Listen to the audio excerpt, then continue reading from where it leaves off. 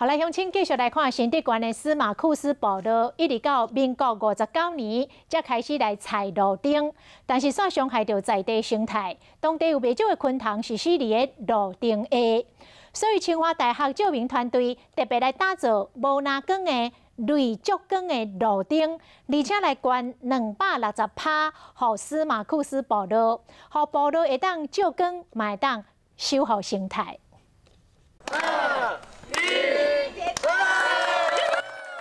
天色暗嘛，点光灯火，正是全台上班的供电处。新竹县的司马库斯部落族人拢来建设无蓝光的路灯启用。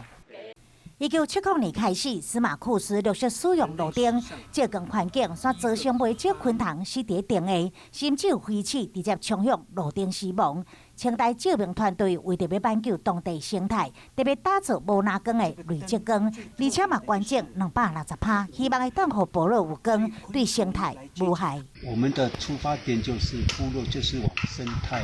来做起，做好生态。为了友善环境，灯台以在地麻柴做成虎头螃蟹的造型，留灯台防护，互光线向下，减少现光，降低对生态冲击，减少光害。那个内竹湾其实跟老一跳以前